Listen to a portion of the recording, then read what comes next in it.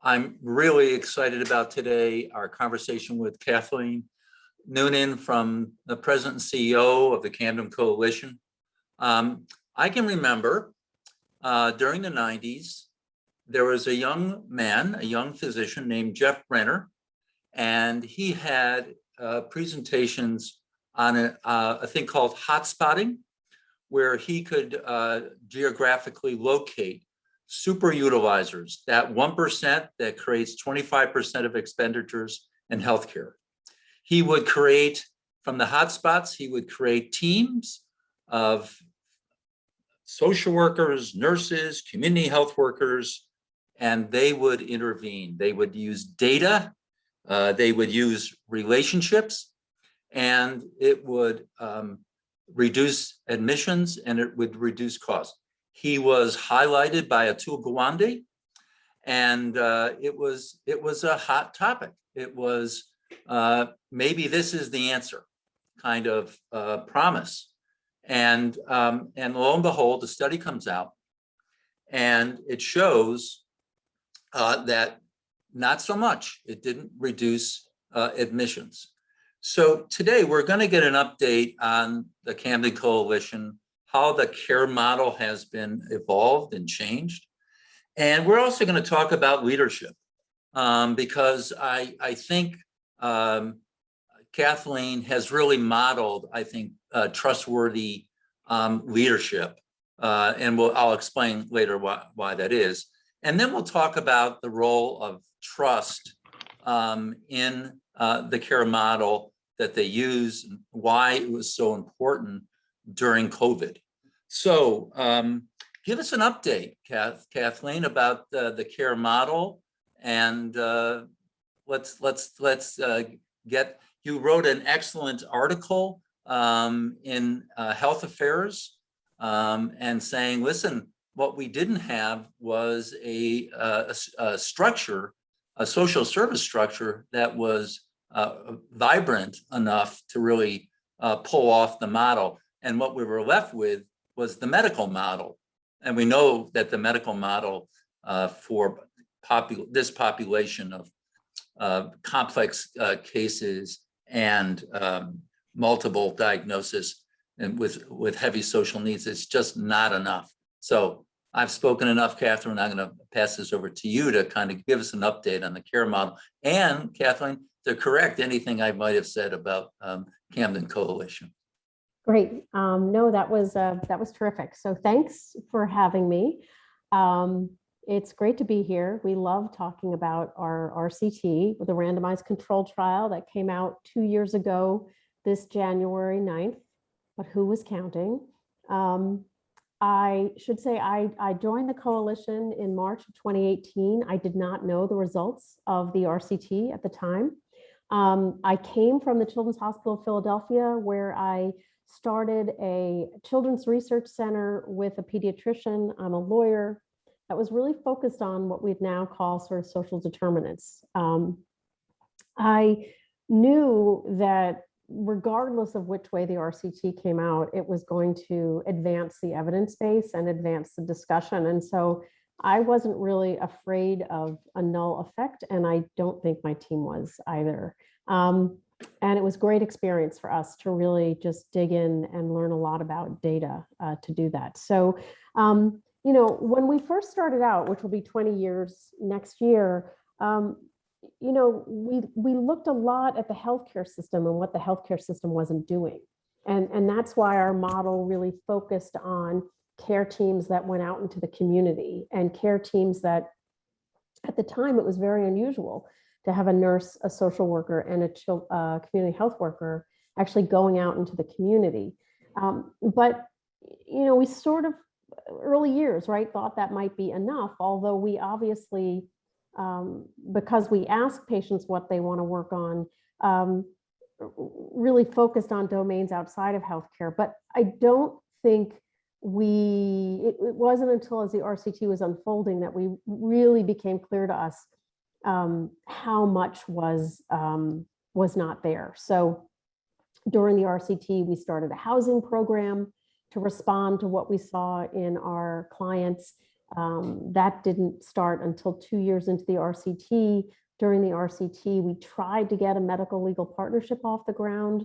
We didn't get that off the ground until after the RCT ended, because so many of our clients had fines and fees issues that were actually getting in the way of their healthcare, their well-being, so many other things, their housing. And so, there are a number of things that we built onto the model that, hindsight, we wish we had done it, but they were just really important adaptations that we learned from the RCT. And now we've made those changes and we're making other changes based on the RCT as well. So there could have been a lot of reactions to the RCT. You could have said, oh, the data is wrong, of course. Or we're just going to drop the whole thing and walk away from it. And instead, I hate the term overused, but you leaned in. You leaned in and you were transparent about it. And I thought your article, I read again, I read it when it came out, was really instructive, I think, about, transparency. And so, and I thought it showed a lot of incredible leadership on your part. And so my question is, what is the role of leadership in building trust? Well, I think you really want people to not feel like they're making any excuses or that they're passing the buck. The organization made a decision to do the RCT, and at the time that was a really good decision. And it was important for us to sort of stick by that, unless, there was some, really terrible reason that suddenly came out later. But, attacking the results of the RCT would have been, really not helpful for the field to think about, what can work and what doesn't work. So, I think people don't trust leaders sometimes because they feel like they're maybe not, being honest with them. Although I will say that I do think that people are impatient, and that when leaders say we don't know, they sometimes find that hard to accept. I hear people saying a lot, I'm not a doctor, I'm a lawyer, but I hear people saying, well, the doctor said they didn't know. And I think that's actually okay for a doctor to admit they don't know, a nurse to admit they don't know, a community health worker to say they don't know. But there's a little bit of an intolerance of that. And so we wanted to actually have people sort of be a little uncomfortable with us and accept that there were a lot of things we didn't know. Well, that admission is I think so authentic, and it really, I think, does build trust. Authenticity is really core, I think, to building trust, particularly in leadership. So congratulations on that. Thanks. So let's turn to, we kind of learned about how the care model has changed. You really did get it much more into the weeds, if you will, of social services and housing. And so that's fabulous. And it's a fabulous model. And now you've developed a whole network of organizations, many of them on today, listening to you. So why is focusing on trust important to Camden? Let's turn to the trust issue. How does trust get played out in your model? Well, trust, plays out from, the first interaction that people have with someone. It's why when we do training, we tell people to bring the security guards and the receptionists and the medical techs, because we think that that is so important. So, in Camden, we are, it's a community of people who feel a lot of distrust, and there's a lot of reason for them to feel distrust. And, we sort of assume we have to prove to them that we're worthy of trust. So the presumption is not that they trust us. The presumption is that we have to earn their trust. And I think that's how we go into situations. And sometimes it takes a lot of times. One of our clients said, I kept being mean to you and you kept, not to me, one of our care team members. And I kept coming back and you kept coming back anyway. And, so I think it's really important to understand that, we have to earn people's trust. It's not Particularly in, historically marginalized communities, we Yeah. really do have to earn back trust. They Yeah. they can't trust us. We need to earn back their trust. So wait, can you point to any behaviors that you can pinpoint or a time when you really saw trust in action in your model and your work? I think that, our model asks people to think about, what they want to work on. We have people we work with, and they may have a lot of medical specialists. Often we have people who have two physical chronic health conditions, and they may have behavioral health issues and substance use issues. But in our care management work with them, we will ask them what they want to work on. And one of our lead clinicians says, she'll say to them, what brings you joy? And what is it that we could do that might help with that? And so, I think that is something that's really important. I think going the extra mile for people, we all know that anytime anyone goes the extra mile for us, we really appreciate that. It can be the smallest thing too. But I think that's really important. I think in our COVID work, it's, listening to the community when they tell us where COVID pop-up testing sites should be or vaccination sites. There are just so many different instances where, you just have to take the time to listen, not jump to decisions. And I mean, it's all these like little things you see in Hallmark stores, like be kind. I mean, it actually really, really matters. Hard listening. I love the what brings you joy. That's beautiful. You told us a story when we were preparing for this that I wanted you to retell, of your advisory committee and how you had to work through some of those issues that really tested the trustworthiness of the organizations. Could you tell that story again? Yeah, there are a couple. Is it the one about them becoming a committee of the board, or is it the one about the test site in Camden? No, it was the former, not the latter. Okay, yeah. So when I came to the Camden Coalition, our community advisory committee are people who live in and around Camden. Some of them are former, clients that we've worked with. And when I came, they were an advisory committee to the organization, and they had begun to work on issues that actually were not really core to what the Camden Coalition worked on. They really, really wanted to do a study on children and trauma, and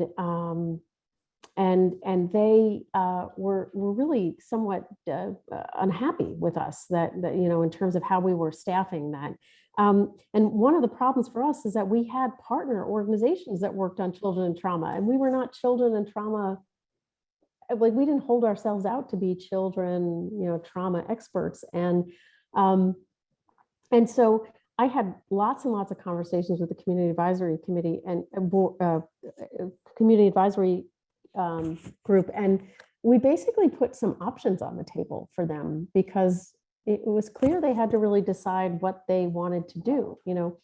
Some of them really wanted to maybe be their own 501c3 and actually really work on some of those issues around kids and trauma. So we offered to help them work on that.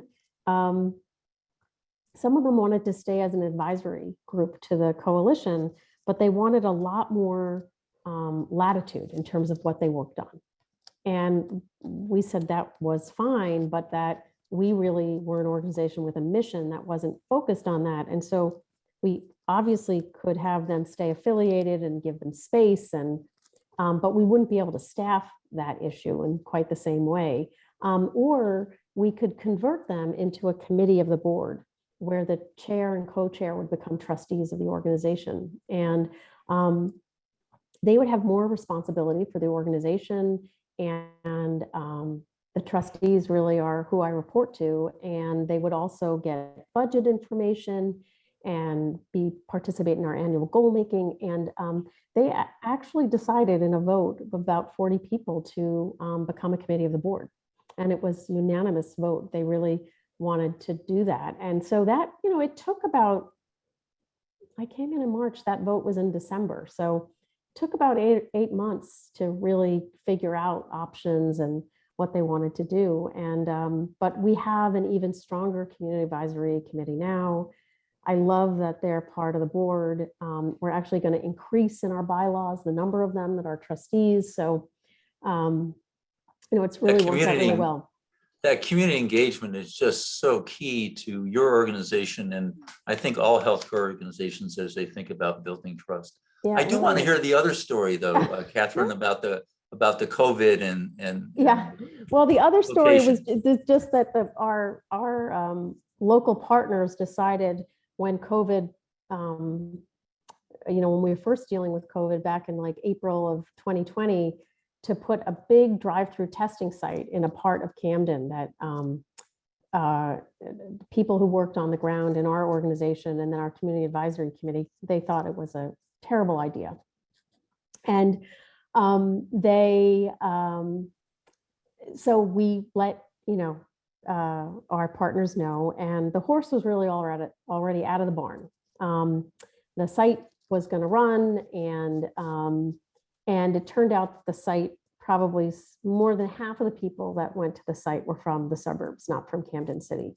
You couldn't walk to it. It was not on a high traffic walking path. It was not near public transportation, a site of a former jail in the city.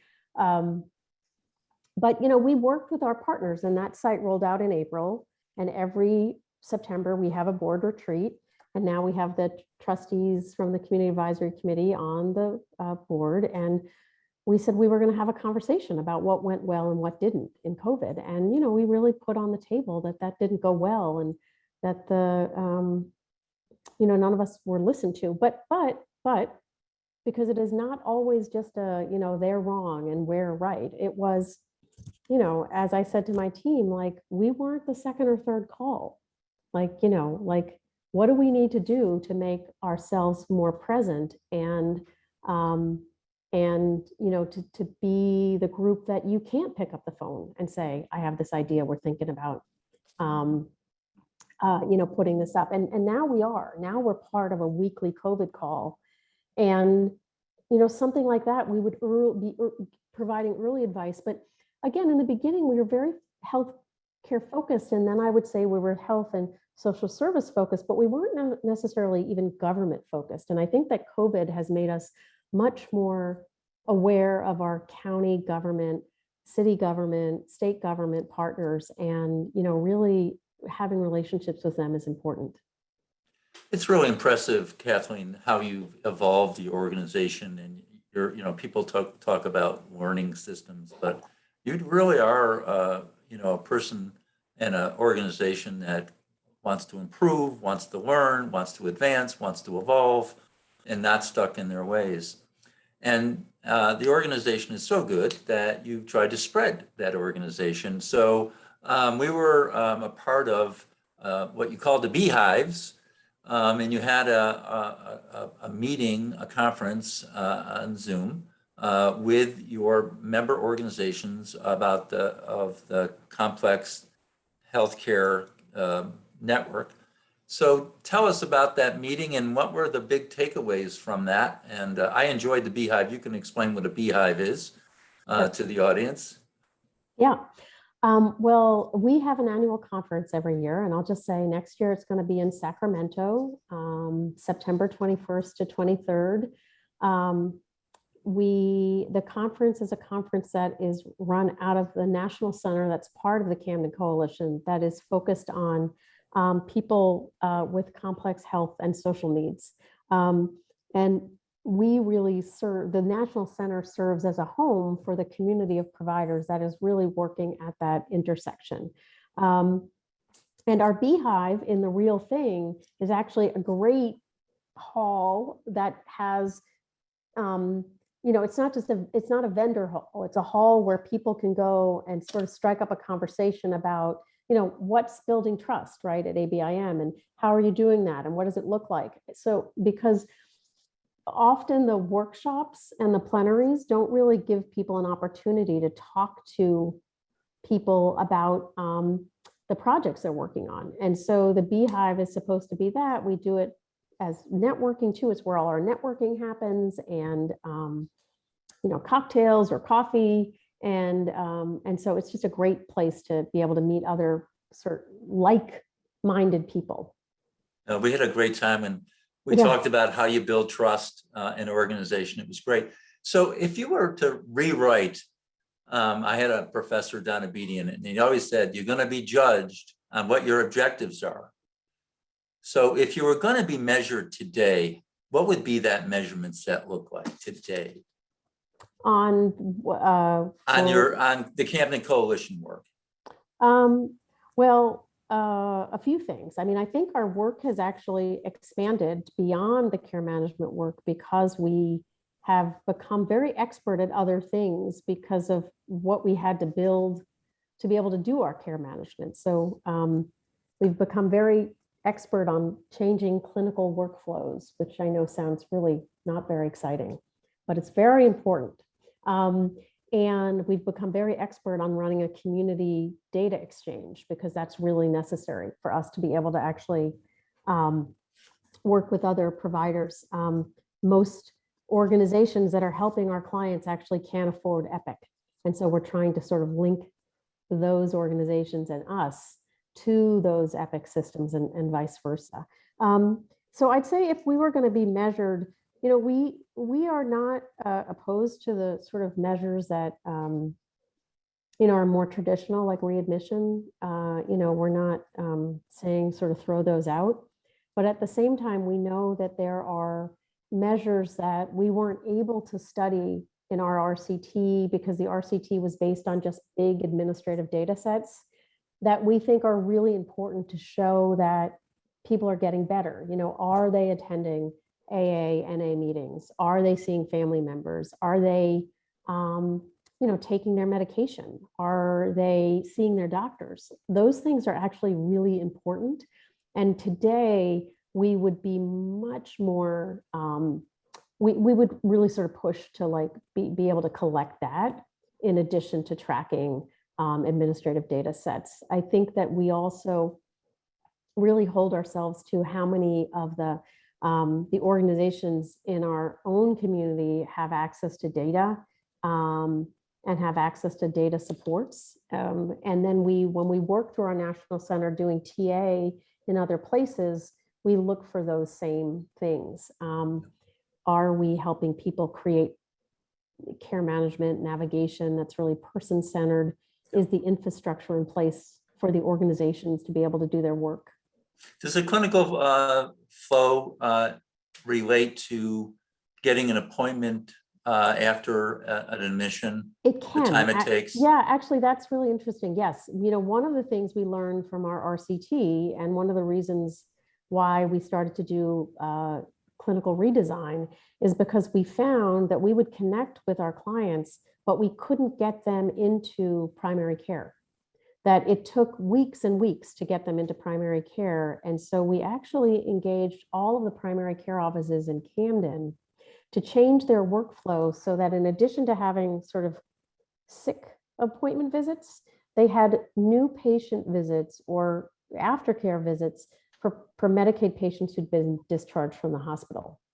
And so everyone took the 7-day pledge. And that 7-day pledge was pledging that the primary care offices would have appointments available within 7 days. And we did that with receptionists, we did it with med techs, we did it with nurses, we did it with doctors. It was a full team process. And our community advisory committee actually helped us do that with that campaign. So everybody, wants to know your secret sauce. So here's what I think your secret sauce is: your people. Your people are dedicated and they're smart and they're just truly great people. And you're a great leader. Yeah. Well, yeah, but I mean, there are great people everywhere, like there really are. And sometimes they're constrained by the structures around them, or Sure. sometimes the structures, my board could not believe that when COVID hit, I continued to um, pay people cost of living increases, and I didn't freeze our retirement. And those things that many, many, many health systems chose to do really send the wrong signal to people who are trying to take care of people. And so, we really pay attention to our people and their benefits, and uh, how they're getting paid, whether they have to have second jobs to make make a living. And so I think that's really important. And I think big and small organizations can do that. There's no And it was COVID was a time where you could build trust and employee loyalty, or you could really destroy it. Yeah. And so we knew we were going to go out and talk to people about the vaccine. And so probably early on, we had about 85% of our staff vaccinated.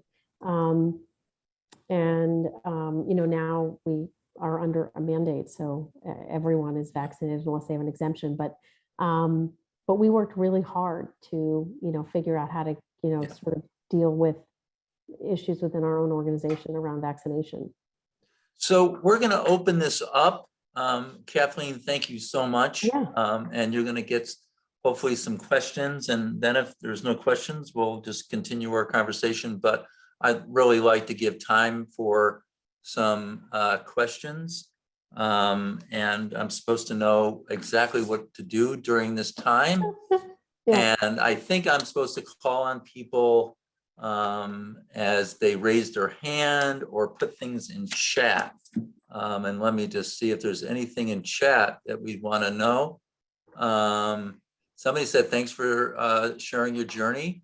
What's the ratio of community health workers to community partners, patients, if you will? Yeah, that's a really, really good question. So we keep that low. So in our core model, which is for people who we've just connected to, it's probably like 15 to 1. And then we do have programs where it goes up as high as 30 to 1, but that's really people where they're stable and they're in a housing program, and we are just providing sort of support to make sure that everything else is sort of going okay.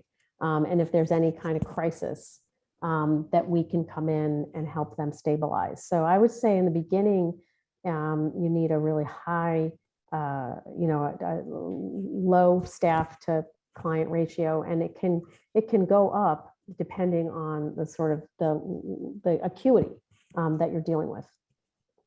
Great. The next question is, what are some other measures of success? Other measures of success. Well, I think that we were talking today about some other measures that have been actually sort of, why am I forgetting the word? They've been validated already, like patient confidence measures, and some patient reported outcome measures that have been validated. And I see this is where I'm like, I don't have all of those at my fingertips, but we are, there is a lot of literature on that, and then studies on that. Patient wellness days are things that are being counted. And we had mixed results with using patient wellness days, just because of how difficult it was to document that. And I have to say, we really document. So if it's difficult for our staff to document, then it's a difficult documentation. In the chat, the next question is, do you have any proxy measures to measure trust? I guess a proxy measure would be maybe patient satisfaction, loyalty. Yeah, I think that those are good measures. I actually think that there are things that we could use that we haven't tested yet. Like, do the patient and the care team, do they both talk about the main goals of their care plan in the same way? So do they have the same point of view on what you're working on? Does the are the care team members, coordinating? I think those things are actually measures, things that you can look at for trust. They're not really used in healthcare as much, but they're used in human services a bit. So if you have someone that has care managers across systems, how much are they coordinating, and does the patient experience them as coordinating, and do they experience the team as coordinating? I think that those are actually really good measures of trust. Well, I have a question for you. I've been dying to ask. Post ACA, when hospitals were now being compensated in different ways, did that change your business model or the attraction to the model by your partners? Yeah, I think that I think that some of our partners, MCOs, have come to us to maybe test something out. I think that it's a little bit hard sometimes with the volume needed for value-based contracts to necessarily for us to contract with them. We're really a small demonstration, group, if you were. We try to demonstrate and continue to demonstrate what's working, what's not working, but we're not a big provider organization. So sometimes we can't get the volume to sort of get the return on investment that partners will need. So it didn't really change our business model, but we do have requests sometimes where we have to say no, because we can't do the volume that would justify the investment that would need to be made. Just some background to that question. Before ACA, there was a lot of uncompensated care. And if you could get people not to be readmitted and have bad debt, that was a big incentive for the partners. Thank you so much. That was a great presentation. I'm wondering about what role race plays in your organization and the way in which you've developed your partnerships. Thank you for that question, Richard. Excellent. Sure. Yeah. So I think that's a really good question. I think that I can sort of answer that from my extremely privileged perspective. But I think we really do try to think about that and have it be an open item that we can talk about. And even in front of the Community Advisory Committee, I am sort of with humility in front of them as a white woman in an organization in a city that is non-white, essentially. So we try to think about it in terms of giving people, when we're working out in Camden on COVID, making sure that there's a diverse team that's always working. We have a lot of diversity in our organization. We've spent a long time working on diversity in terms of management. And so that has helped a lot, really looking to see who has been in their positions for a long time and hasn't been promoted and why. So, race is like, race is so much a part of what we're dealing with that we just don't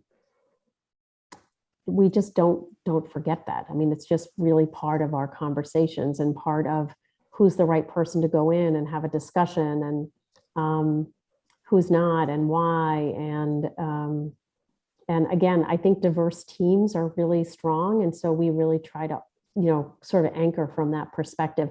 And that diversity includes people with lived experience. And, it's why we have a nurse and a social worker and a community health worker. We really value diversity, and that includes, racial diversity. The next question is a great question too in the chat. What aspects, public health has taken a real hit during the pandemic? We've seen its strengths and lots of weaknesses. So what aspects of a diminished public health system worries you the most? Well, I'm going to be very candid and tell you that, it took me about 15 months to get funds from the state to do the work we were doing related to COVID. And my funding is ending at the end of December. But I have a robust community ambassador program that I saw Victor Murray on the phone. Victor Murray really developed with his team. And, we have 22 youth ambassadors. We have 8 to 10 ambassadors who are, knocking on doors with us and leafleting the Cherry Hill Mall with us and standing with us if we're the ones giving out shots to make sure if people have questions, they can answer them, or if there's someone with them that isn't there for a shot, we can talk about that. So we are very worried that some of what we've built up in Camden, in the region, is going to go away because it's been like one-time funding. In Camden, we're now at 72% of adults have at least one vaccination. And that was blood, sweat, and tears to get those.